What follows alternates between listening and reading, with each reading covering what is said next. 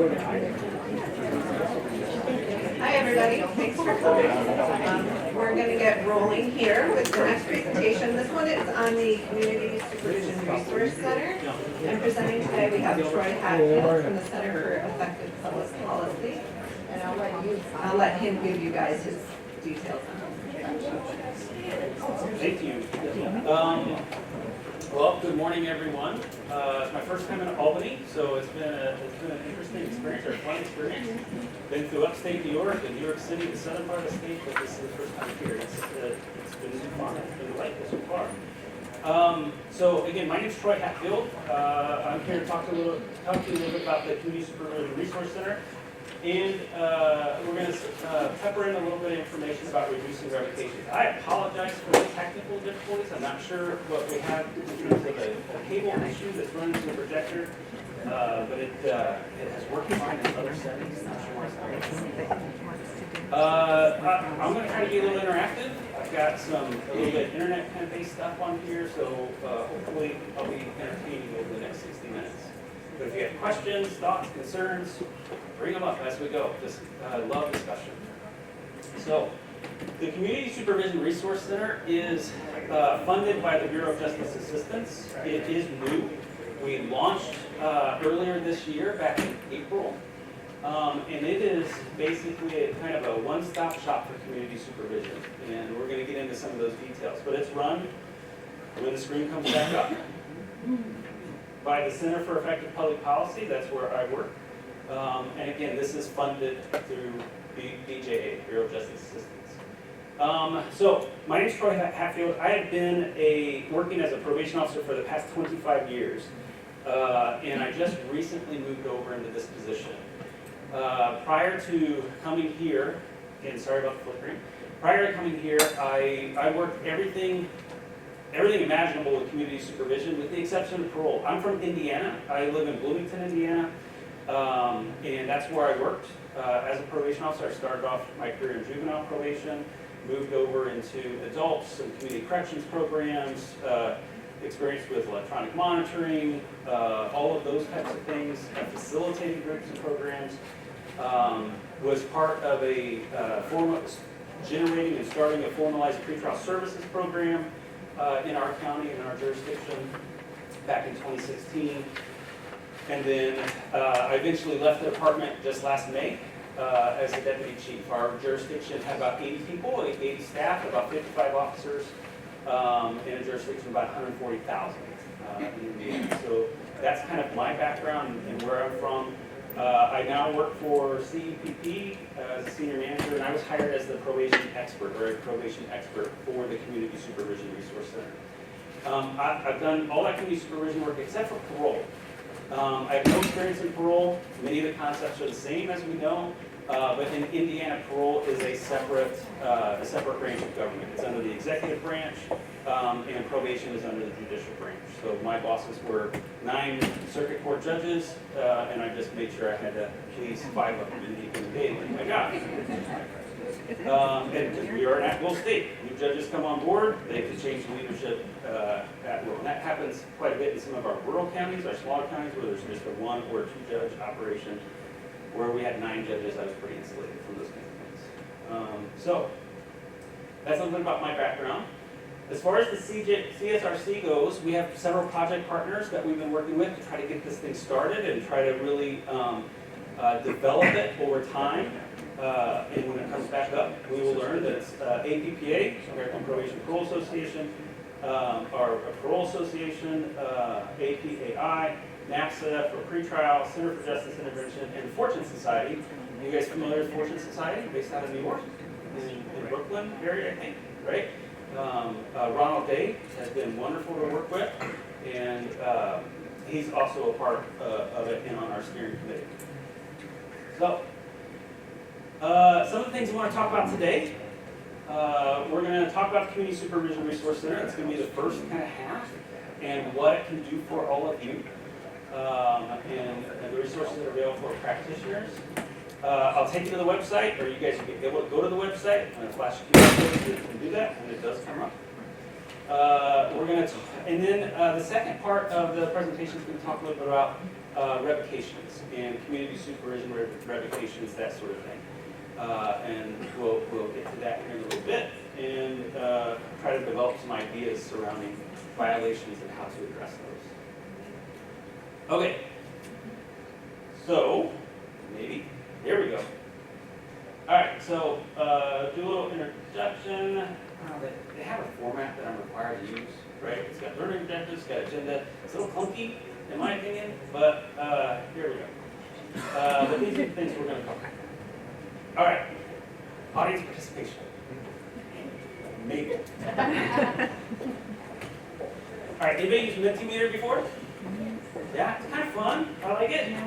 I have tested this thing, I don't know how many times over the past 2 days to make sure it works. Goodness, I hope it works. All right, so if you guys log in, hopefully, yes, we get to the very first one. People are able to do it. Maybe.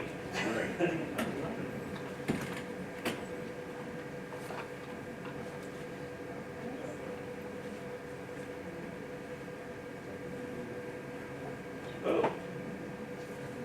So if you didn't get that QR code, if you go to menti.com, menti.com, there's a little use code up there that you can plug in and it'll take you right to the surveys. Right? It's 8456-9366. Oh, there it comes back. 8456-9366. And that QR code should work as well still. So just kind of get a sense of who is in the room. That stayed on longer. Oh, well, I was going to say that was on there longer than it has been. Can you say the number one more time? Yeah, it's 8456-9366. 8456-9366. So just to kind of get a sense of who's in the room. So I've got a lot of others. Who are some of the others? Yeah. Where at?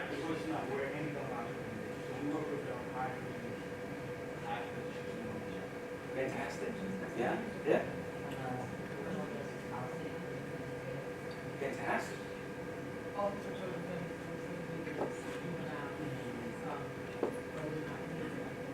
Yes, Office of Child Services, and so you do a lot of the, probably the status kind of cases that come through with like, oh, you do JDs as well?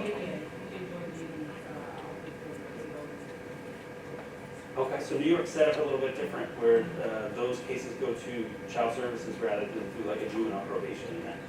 Usually we are the step up from the Okay. probation officers, in the state, and we are the next step. Cool, fantastic. Before they run away, I'm gonna make sure that they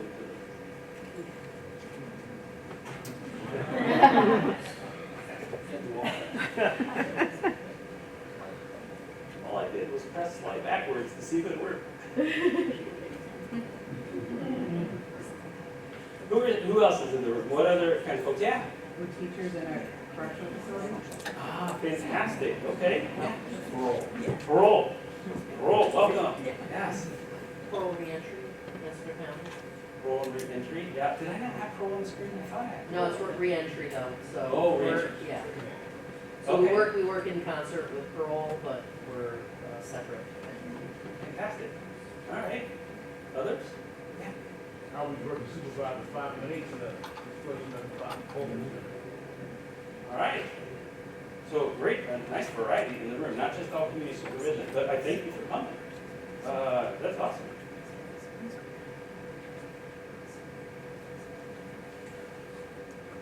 Just a couple of pre-trial officers, that's okay, we're all good.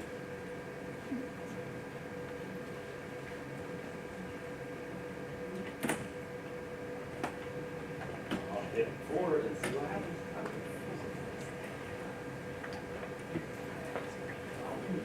Almost cool. So close to cool. All right, did it switch on your screen on your phone? Yes. Hey, at least that part's working, this is awesome.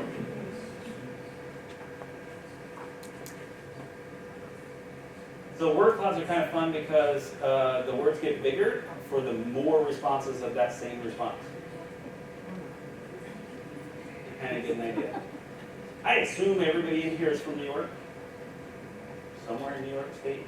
I doubt you draw too many from other states. A lot from Albany, that makes sense. You're closest. Chautauqua, did I say that right? Chautauqua, where is that? South of Buffalo. Dutchess County, that's I probably should know that. Poughkeepsie area, okay.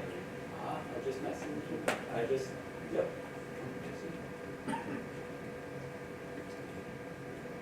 Awesome. So we got a good representative from around the state. All right, let's try another one. See if this switches.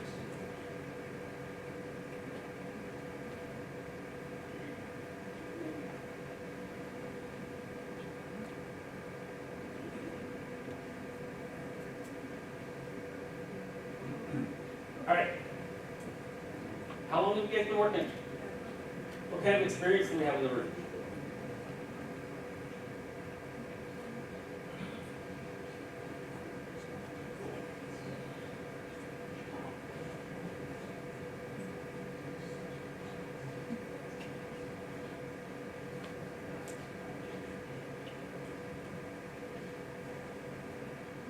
All right, so it looks like we've got about 22% in years 1 to 5. That's the highest amount as far as in the room. And then the next highest is 11 to 15.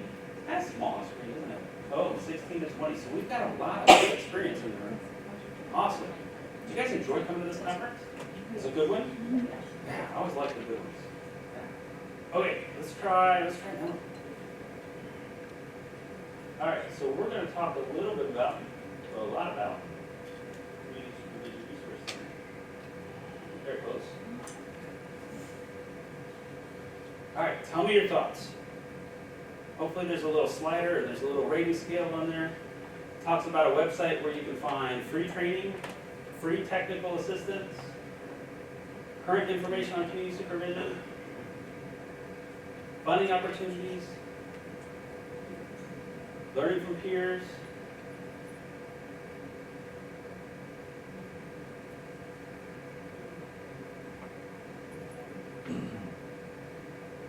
looks like all those things are in a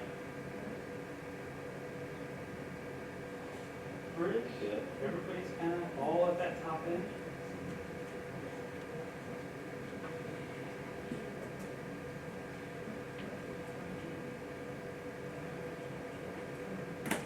All right, interact with peers and receiving free training are the two top ones.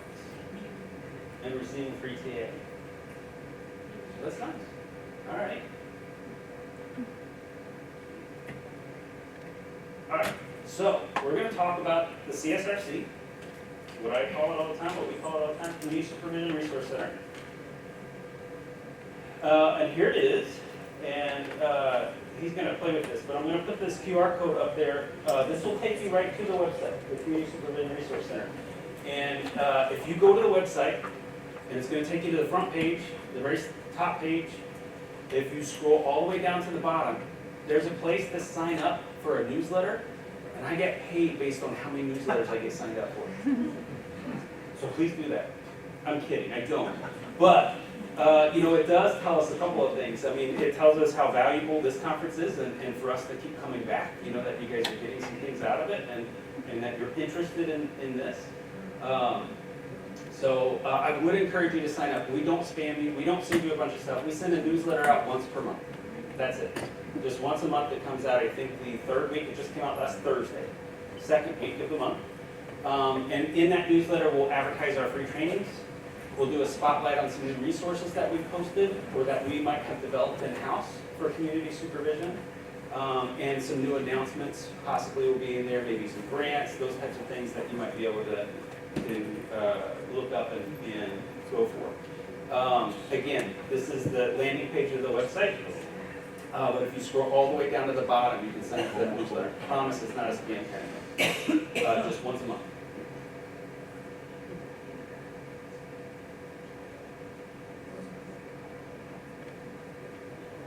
We'll get in 1 second and see if we can get this in terms of so it doesn't keep working. But if it does, we'll work good. It's all good.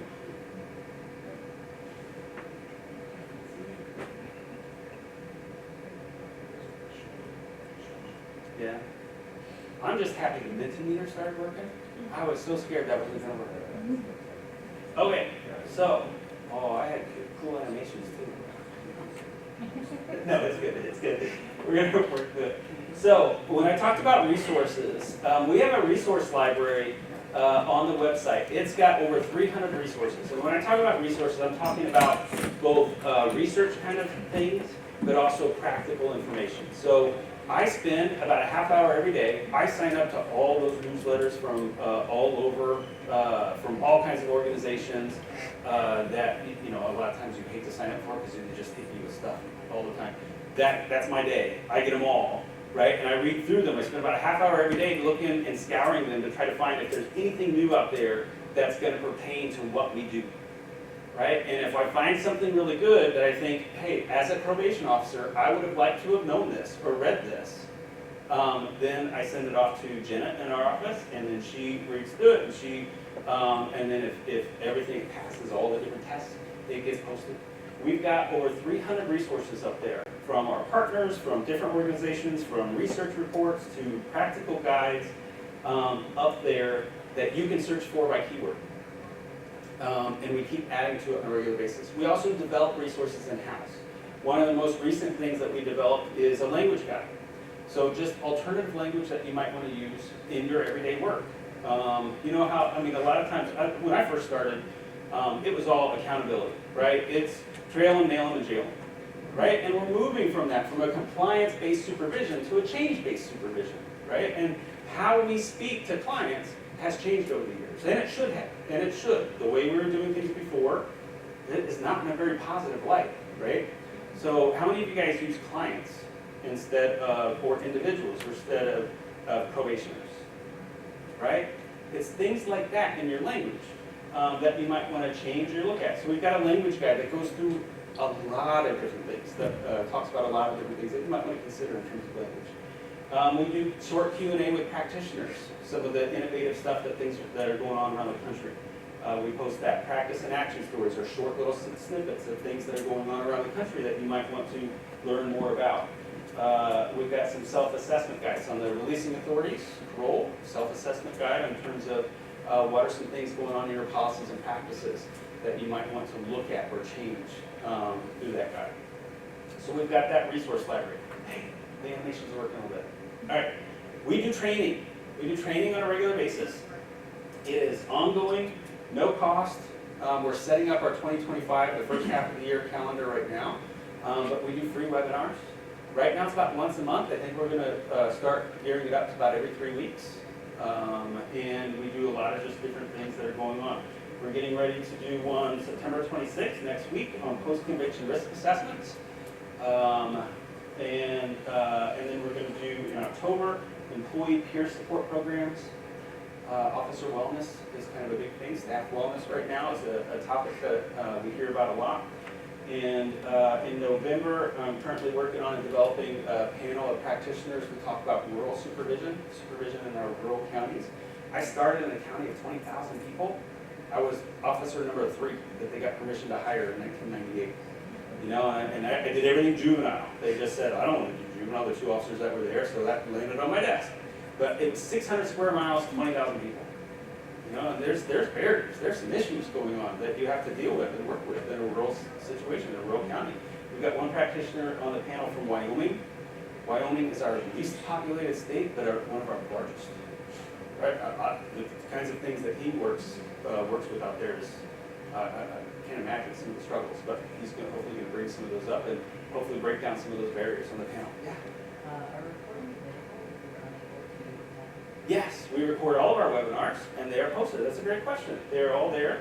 So we've been doing them since, we did one in March that kind of introduced the CSRC, and then we did April and May, June, we skipped July, and then last month was kind of a compare and contrast probation and parole, that sort of thing. So we also provide training ad hoc. So you can contact us and say, hey, do you guys have a training on this? Do you have somebody you can reach out to and bring to my jurisdiction or do for us? We do it. We can do it. We just have to get our permission, special permission, because we're funded by BJA, so we have to make sure that we're doing everything under the umbrella that they want us to do, kind of under the whole kind of scope of services that they would like. And we can do those. So, then there's the technical assistance. We have some coordinated technical assistance going on.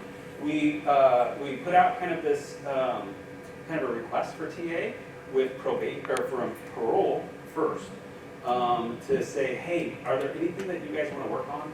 You want to change? Some of them are looking at their conditions. Some of them are looking at early release policies, things like that. So we have a cohort of parole agencies we're working with to help develop those things. We just got started with a cohort of probation agencies that are looking at staff recruitment, staff retention, and staff wellness. So we're working through that. In the spring, we're going to do something with pretrial agencies. I'm not quite sure what that's going to be yet. And then we can do ad hoc TA. So you can go on that website that you just went to, right? And you click on the technical assistance or the assistance part of it. I think there's a little menu at the top right. And there's a little form that says for ad hoc TA. You can go in there and say, hey, my jurisdiction really wants to do this. We want to work on a policy that deals with administrative sanctions, right? Or how to address client behaviors administratively. And then if it's within our wheelhouse, which that's in our wheelhouse, right? And we can kind of nail down all of those details. BJA gives us the green light. We will come out and help you with that. It is all free. All free. This is a resource center for all of you, right? Those types of things. So you can do ad hoc TA. I just got off the phone yesterday, off a Zoom call yesterday with some folks in Massachusetts who are looking at their conditions and revising those. Oh, it's a great project. We're going to talk a little bit about that later on. I'm really hopeful that we're going to be able to do that. Awesome. So we can do TA work.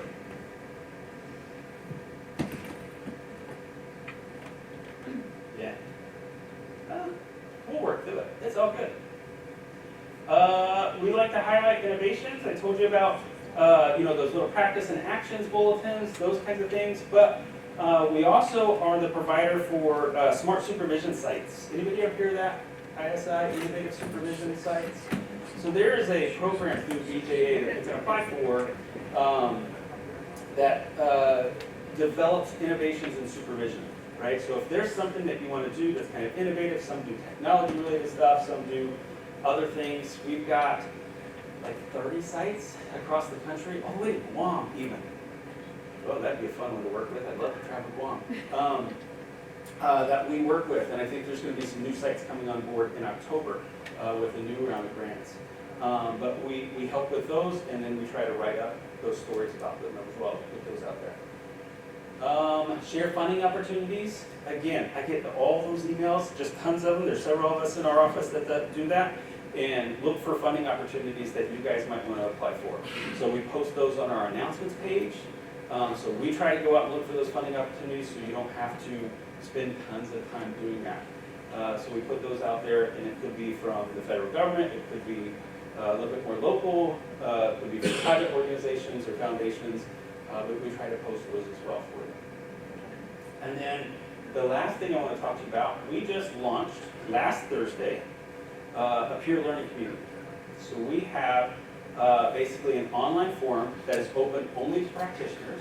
It's not open to vendors, salespeople, the press, or anybody like that. It's only open to practitioners to get online and be able to network and discuss ideas, discuss approaches, to learn from each other, and to share experiences. Just launched on Thursday, last Thursday, and well, that's it. Oh, there's the QR code to sign up. So this is a part of the project that I'm working on as well, a lot. So the more people that sign up for this, fantastic. I look really good in the eyes of my bosses. So if you guys are willing to sign up, that would be wonderful. I do not get paid for all the sign-ups, but we're up to about 100 people, and eventually, and it'll build slowly,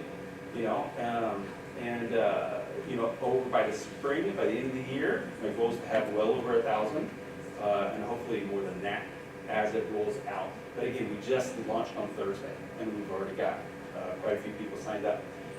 You will, when you go to the sign up screen and log in, just put in basic stuff, name, address, that kind of stuff, what kind of practitioner you are, and where you're at, what organization, because we do have requirements that it can only be practitioners, right? It can be people working with clients in the field, because we don't want that extra stuff coming in that kind of clogs up forums and stuff. But we also want to have a nice, safe environment where people can discuss things, practitioners can discuss things without having to worry about what is out there and what's what's being posted. You have to really censor yourself or those types of things. So know that that's we do have an approval process to get through that. But that's the community. Again, a place where you can connect, ask questions, share experiences. I'm on there every day trying to approve stuff. I will go back to my hotel this afternoon. If any of you signed up, I will go click approve so we can get this going. And if you post, that's awesome. That's amazing. I think that's one of the hardest parts. Starting out, I don't work in online forums. You know, I was a practitioner for years, right? But to get people to post something, no, that would be so hard. I mean, I reach out to my friends and say, hey, will you please post something to get something going so we have some content on the forum as we get started? And it's crickets. So if you have something to post, please post. Fantastic. It would help me a bunch. Generate some content. All right. So that's the CSRC. Do you guys have questions, thoughts, concerns? Yeah. Yeah. So, I'm curious to, do you have any information on farming complaints? For instance, you see resources. So I figure you have ways for us to look into, if you're telling the truth about these kids being in the box. Because my little brother was just assaulted. My little brother was in prison at the moment. He was just assaulted by the police. In Clinton. And he's in the box. And right now, he's in the box. And I've been on parole with post-release. I was in prison when it's changed from post-release. So I was in there hearing older correctional officers not liking this shit. I was in there listening to them, fill the heads up, new guys that come in. See, this is what the world doesn't see. We understand the change that you show the world. When you get there, there's no change. Everything in prison is still running. So, every state is a little bit different in terms of who you might be able to express some of the concerns to. I'm not as familiar with New York. Does anybody have ideas for Jimmy in terms of who he might be able to get in contact with if he has some issues that are going on within a facility?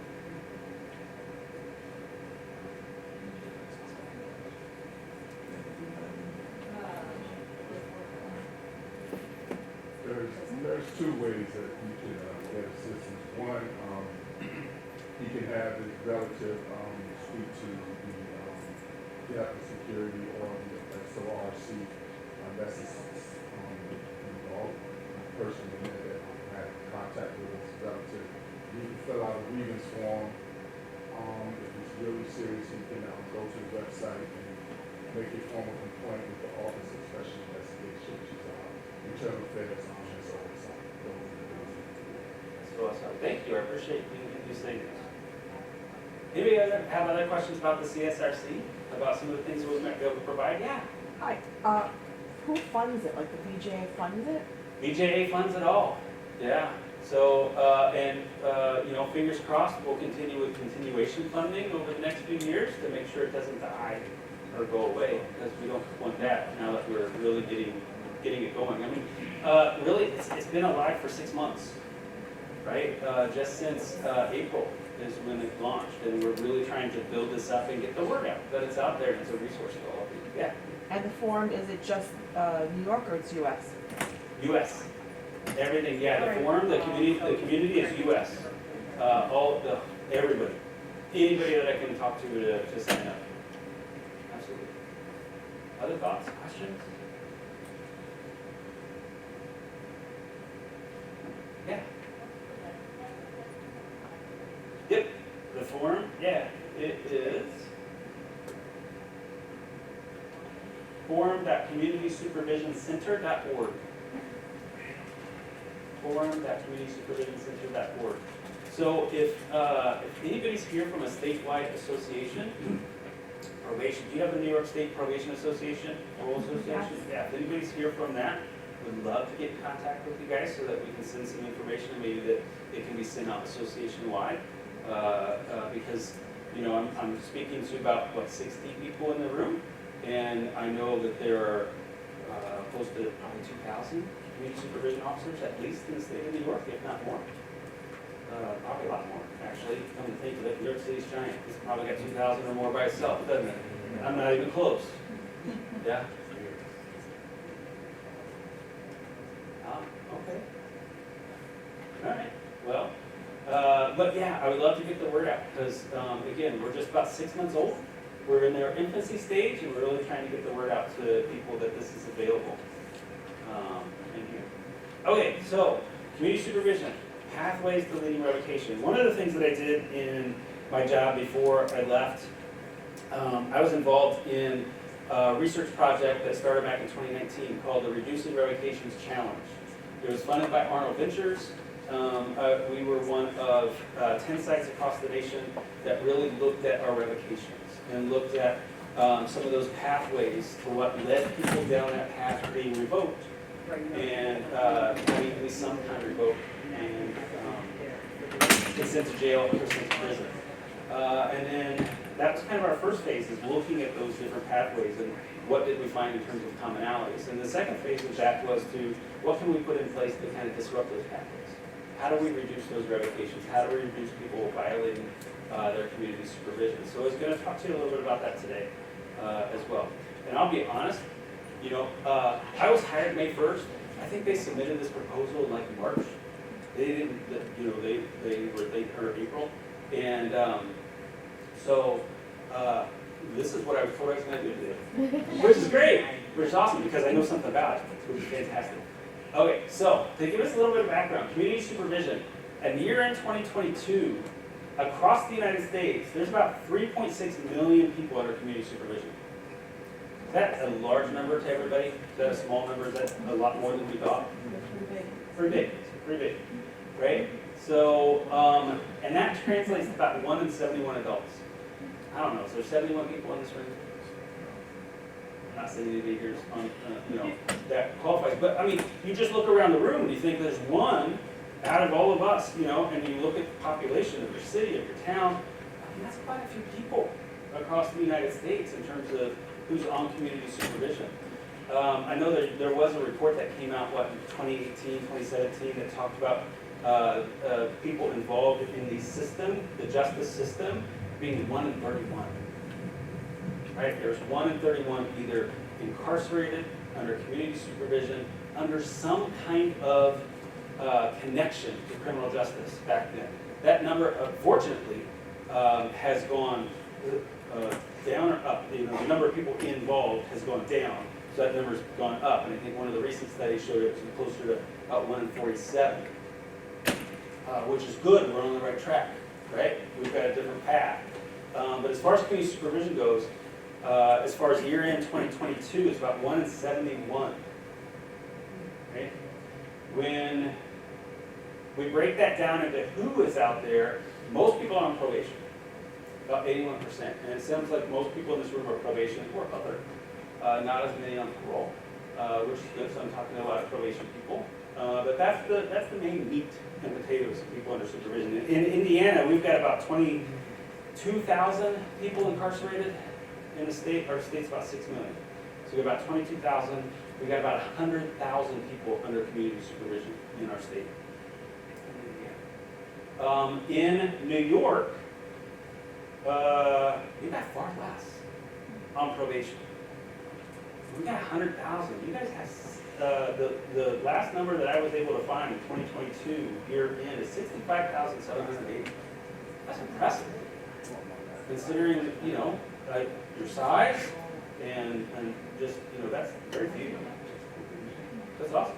Does that sound right? It's a little higher. It should be a little higher. It should be higher?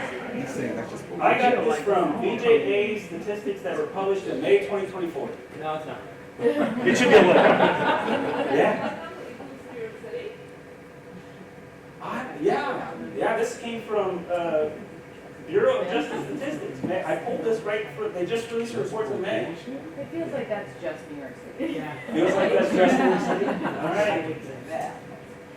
Wow, I wonder where BJS collects their data then. That seems really low, huh? Maybe in 2022 though, COVID. Maybe in 2022, maybe 2022. Well, we were just coming out of COVID, right? So our numbers, everybody's numbers dropped during COVID. I would assume ours did quite a bit. Right? All right, so employee got 25,000. And that actually is a different number than what you used to have because there was some, what I've learned is that there was some legislation that came out that in 2021, less is more that you have, so you had a lot of people on earned credits. Yeah, early release. Yeah, so it was about, I think the number I saw was like 39,000, and it dropped significantly the following year. At least, hopefully, I'm relying, I thought I was relying on good. BJS, right? All right. As far as exits are concerned, about 23,000 exits in 2021. And you guys are thinking, that's probably just New York City. Man, yeah, I'm going to have to go back and look at that stuff again, but I tried to find the latest data, and actually this one came from DCJS in December 2022. So as of 2023, DCJS statistics show 64,904 people on probation supervision. So you were pretty on target. All right, so BJS is yes, getting it from a reliable source. She said, what, earlier, she said 81%. Oh, the incarcerated more than probation. Yes, right? Okay, I didn't look up the incarcerated population. So that might be different, right? Yeah, go ahead. The probation exits, were they expirations, early discharge, or they went to jail like on a VOP, do you know? Great question. I think I grabbed them all. Okay. Yep, just grabbed them all. I can't see my notes on my slides anymore, he changed it, so.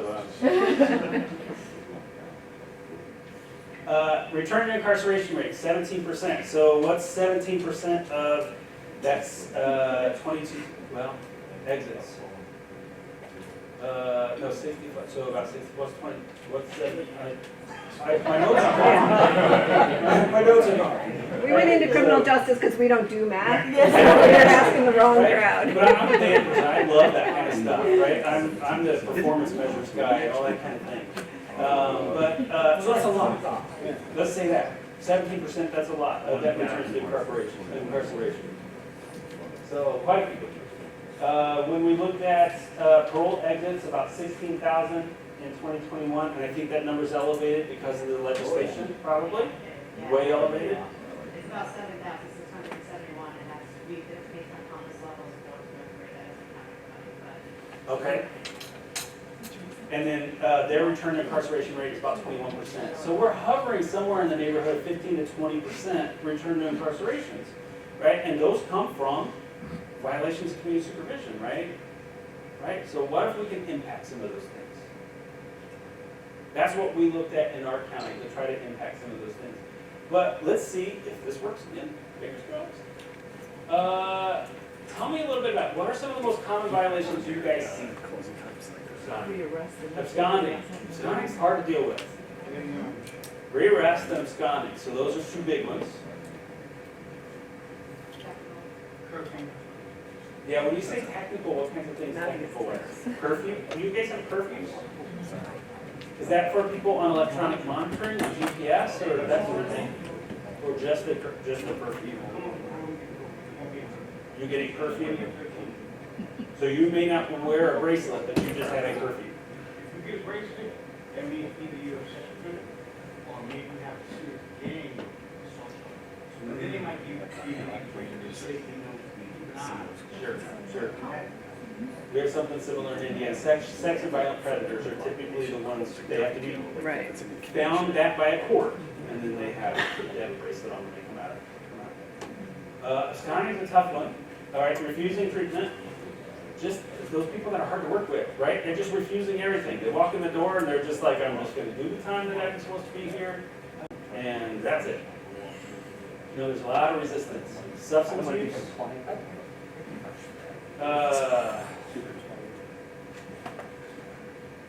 What else we got? Rearrest, again, refusing treatment, curfew, other technical violations. Absconding's big, yep, substance use. Violate OP, what's OP? Order protection. Order protections. No contact orders in Indiana is what we call them, order protections. Cool. All right. All right, so those are some of the most common ones. Let's see. Ooh. How do you guys handle it? Is it a variety? Do you have to do things formally filing with the court? Can you do some stuff administratively? Or do you change the treatment response? Do you do a combination? I think I said this one, else you can include multiple. You've seen one department, you've seen one department. Okay, All function. pretty similar. Very individually. Oh, individually, okay. Politics play a large role in all of that. Yes. So in Dutchess County, we have something called a disposition committee, which is like, if someone does enough technical violations, or that's something like that, we meet once a week, with the upper echelon department, and we think about what we can do fair, because historically, prior to this, what we were doing was like, kind of the flavor of the week, whatever your supervisor would move, file a violation, let it go, kind of thing, so we're trying to be more consistent by doing that.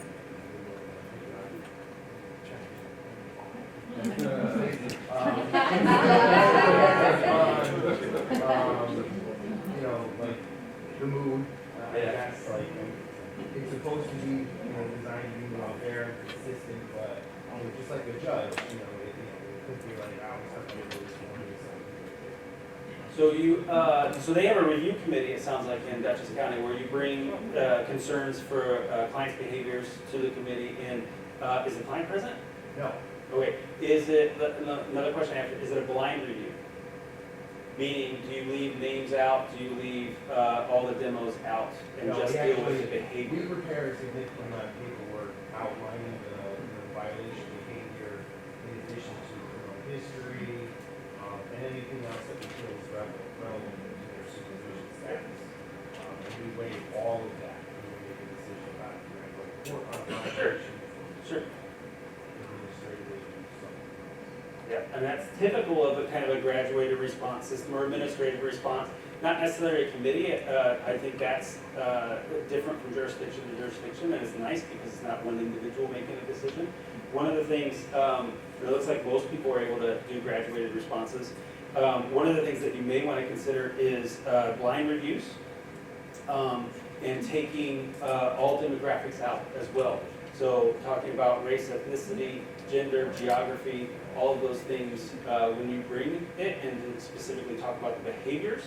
One of the things we found in our jurisdiction when we went through this and looked at the pathways that people were revoking and some of those causes is we found that if in our jurisdiction, if you are a black male, you were 2.5 times more likely to have a violation filed against you than if you were a white male similarly situated.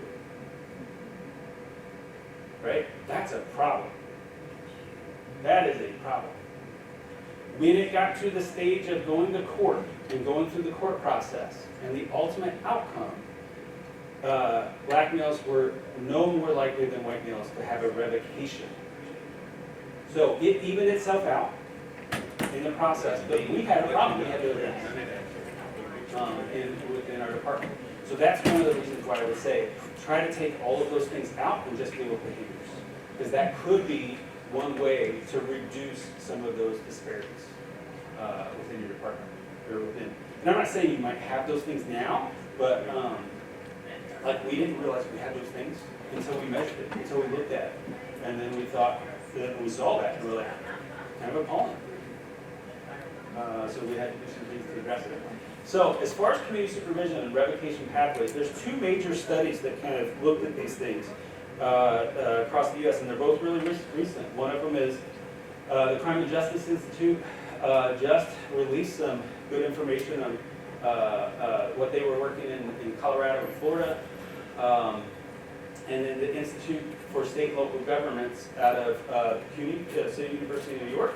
We worked with them. They were kind of our overseers. It was all funded by Arnold Ventures, but they were the ones who kind of oversaw the project. And again, we had 10 sites across the United States, with Monroe County, Indiana, where I was from, as one of them. And then through the second half, the second phase of that study, only 4 sites went on to try to work on phase 2, which was disrupting some of those revocations, some of those patterns.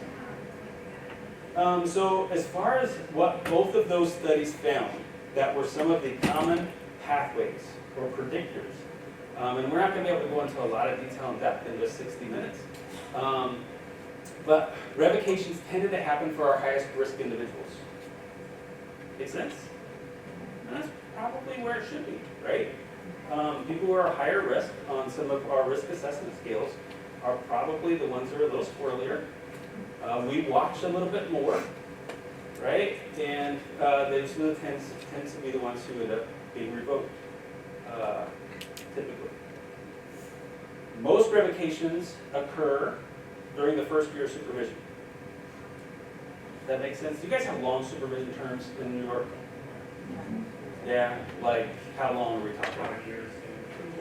5 years is standard. Longer. For felony. For felonies. Misdemeanors typically a year or less. 3 years. You can actually, in some cases, judges go down, lower that. Okay.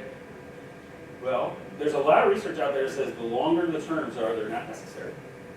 Convincing lawmakers and others of that is difficult, right? But because most of our revocations are going to happen in the first year. That's where we need to put in all the services. We need to wrap around as much as possible, and with the work that we're doing with our clients, and put in as many interventions as possible. You guys hear of dosage probation? Anybody hear of that? Some, a little bit. Yeah, risk needs responsibility, but the fourth one is dosage. Also, there's that other principle is you put in your resources to the highest risk individuals. That's your risk principle. But when you look at dosage, the estimates out there are that you should be in that first 12 to 24 months, they should be receiving 200 to 300 hours of programming and intervention, right, to make an impact, to make a difference. And that could be just CBT programs, cognitive behavioral treatments or programs. That can also include the interventions in your office if you are doing skill-based directed practice, right? 200 to 300 hours in that first, really, the first 12 months is ideal, right? And then it's fewer hours for moderate and fewer hours for low risk. But because most of those revocations happen in that first year, you gotta get people tied into treatment right away and experiencing different forms of things that are going to change behaviors and change the way we think. Yeah. You say each person is 200 hours of direct service. I think that's ideal. Ideally, you're going to want to get 200 to 300 hours of interventions for high-risk individuals. For moderate-risk individuals, it can be less than that. For lower-risk individuals, we're not going to touch them. Right? Low-risk individuals, we don't want to touch. Very low touch. Just deal with whatever they're on for and get them out the door as quickly as possible. Make sense? There's some if you go to the Community Supervision Resource Center, or you go to CEP, or just Google dosage probation, you'll find a couple of great documents about it that talk about it, and it has been implemented in other jurisdictions, in some jurisdictions, and we're seeing some of the results of those things now. But it is rooted in science, it is rooted in research in terms of the number of hours, and some of the thoughts behind that. Yeah? Me personally, when I was going through the program, I mean, my worst, best worst decision going through the program. Because we put me in the program at high risk. I'm in the room for nothing but high risk. So what we're doing there is unfortunately doing that. Yes. That is definitely true. And he talked about if you're an individual going into programming, that you're in there with other like-minded individuals. And that is true. And one of the things that we talk about in terms of the the risk principle and kind of responsibility needs is, that will be the case hopefully for, or what, not hopefully, but that will be the case in some circumstances. What we don't want to ever do is put a low-risk individual into a high-risk program. Because what you would hope is maybe the low-risk individuals will start rubbing off on the high-risk people. Doesn't happen. Been proven time and time again, that doesn't happen. What happens is the reverse, is the high-risk people kind of rub off on the low-risk, and we just elevated that person's risk. But that's, that's just part of it sometimes, is that, when we're developing those programs, we do want to make sure that the number of people in there are manageable, are smaller, and that you have good skilled facilitators to work through some of those issues with high-risk individuals. But also, the mixing is important. Who you mix, why you mix it. You can't mix everybody together. All right, so for instance, I come smoking weed, but I'm not a drug user. I just smoke weed because I like it. I was on the road. So what they did was they put me in a program. Now, the program you put me in is a drug test. I don't relate to nobody in here.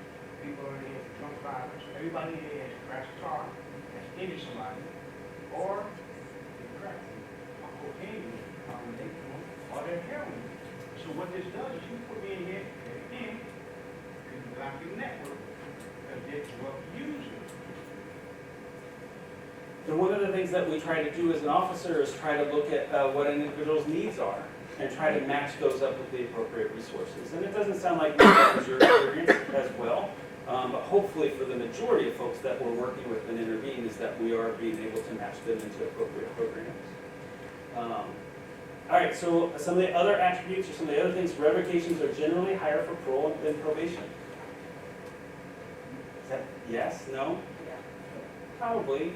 And it kind of makes sense because the people who are going to facilities, correctional facilities, are typically going to be our higher risk individuals too, right? So that's kind of a shake your head. Yeah, that's probably true. Lack of resources and services contribute to revocations. Definitely in our more rural jurisdictions where there's not a lot of services, another one of those where that kind of makes sense, right? Absconding, that was a big one in the room. Absconding is a tough one to deal with, and it results in violations being filed more quickly. Absolutely, right? If you don't have somebody in the seat across from you, you can't find them, you can't locate them, you can't work with them. And then it also makes you wonder, okay, what else are they doing if they're not here? And you have no contact. So violations end up being filed a lot more quickly. Underutilizations of policies designed to move low-risk clients off supervision contributes. This kind of goes in line with the longer supervision terms. The longer somebody's on, that window of detection is out there for a longer period of time. Even if somebody's on for 5 years and they've decreased their risk from a high to a moderate, or maybe from a moderate to a low, we're keeping them on way too long. It's not necessary. Longer supervision terms and not utilizing policies to get clients off if you have early termination policies contributes to revocations as well. I think I know from our department, we would generally ask for early release if the person for felonies like 2 years in or down low risk of doing good, they accomplish all their complete all their programs. But some judges will not do an early release. So part of it too isn't that we're not trying, it's Yes. just that there's other barriers. Absolutely. Or the state won't agree to it. In our, some of those for us, prosecutor has to agree to an early release too. Yeah. Technical violations are most frequently filed. We have more technicals filed than new offense. Is that true or no? Yeah. With the advent of the more legislation, that changed. Good. We file more, if there's a violation that results of revocation, it's usually a new arrest or absconding. Good. They tend to go hand in hand. There are some jurisdictions now that are moving towards you are not allowed to file a technical at all. You can handle it administratively. They just don't come to court ever. It's only going to be for absconding or new offenses. Yeah. Conditions are not tailored to individual specific risks and needs. You got blanket conditions. When I started as a PO in way back when, we had 3 pages of conditions, and that was for kids. 3 pages, and it was written in a language that did not speak to kids. Yeah, it's horrible. Length of supervision increases the likelihood of violations. Officers play a key role. The relationship an officer has with a client can determine outcomes. That professional alliance determines outcomes. Right? And racial and ethnic disparities are prominent among violations and revocations. So those are kind of the big themes that are out there. We are running out of time, so we will skip this. But what I wanted to talk about is, do you guys have a way of tracking your violations? Yes. Do you have a way of tracking it down to the violation? Like what ones they were? Like for us, we had in our system, before we revised all our standard conditions, we had a list that they could choose from that's 49 items long. So do you have like a picker that they can just pick from a list and you can see what violations are being filed? If you can, that'll give you so much more enriched data to know exactly what people are violating, what conditions they're being filed on. If you have that, I would encourage you, if you have any way of kind of getting that. Oh, goodness. Okay. So let's talk about some of the things that those reports suggest that could be done. If we get a screen back. All right. Focus resources on high-risk individuals at the beginning of supervision. We just talked about that. Dosage, doing that. Limit drug testing to those who need it as a supplement to treatment or interventions. You guys all do drug testing? Common, right? What this is saying is that when you do a drug test, that when it comes back positive, that you view that as a treatment need and not a needed behavioral sanction. Right? If we start treating drug testing as treatment needs versus behavioral sanctions, that we will reduce revocations. Right? Expand the use of tools to remove barriers for clients to report the treatment and appointments. Use clear definitions and guidelines for responding to violations. The whole discretion is great as a community supervision officer, right? But discretion also increases the risk of disparities and it also and unfair kind of treatment and less equity across the board. Apply conditions that are related to successful goal attainment and public safety. Do you guys all have standard conditions? Standard, then you have depending on the population, so probably sex offender conditions, DV conditions, and then others as well. Yep. Limit opportunities for technical violations by reducing your conditions. How many conditions do you typically have? 30? 30? Is that a reasonable number? Is that a number that most people have in that neighborhood? We went through as phase 2 is trying to reduce the number of conditions. We dropped it down to 7. We have 7 standard conditions, and that's it. For juveniles, we have like 10. Juvenile 10, that's awesome. We got 3 for juveniles now, Oh my. and that is it. Just dealing with public safety and dealing with working towards their goals. Do you mean when they're coming home, they're gonna automatically? Those are the ones that automatically get if you're on supervision at all. In New York, it's 13. 13. It's 13, automatically. After that, they pull off special. So one of the things that these things encourage is looking at your conditions, trying to reduce it down as much as possible, because the fewer conditions, the fewer things you're going to be looking for, right? And then one of the things we did is we changed our language from "you shall do this," to so the probationer reads it and says, "I will work toward successfully completing that." Word your case plans that way. We word our conditions that way because it starts off on a much more positive outlook, right? I will keep my probation officer informed of my whereabouts. That's one of our conditions. That's it. It doesn't say you shall notify any change of address within 24 hours of such change and all that kind of stuff. All right? And that's a much different thing to read as you're somebody coming on than you shall do this kind of thing. Provide staff with coaching and training. Move from that compliance-based to change-based supervision. Establish continuous quality improvement programs. Use early termination.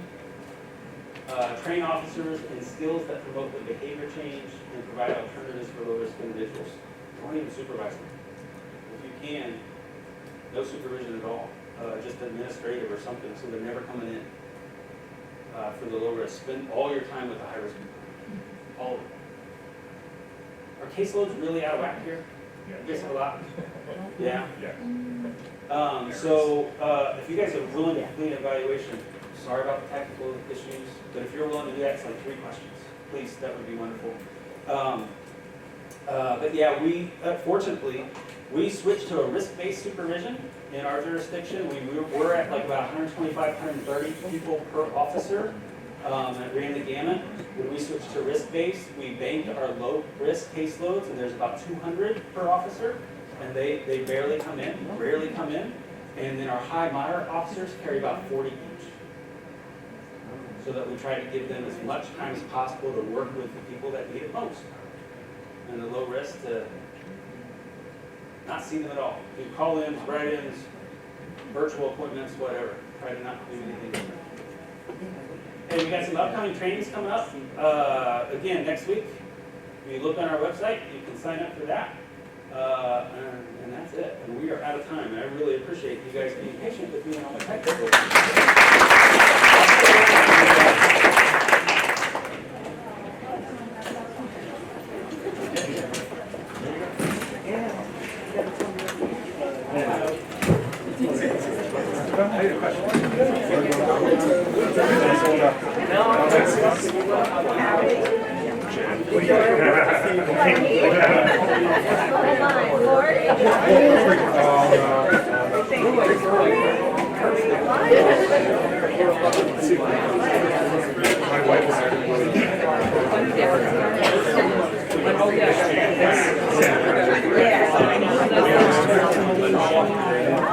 Because I'm going to split it to 2. Okay, and what's your name? Sylvia.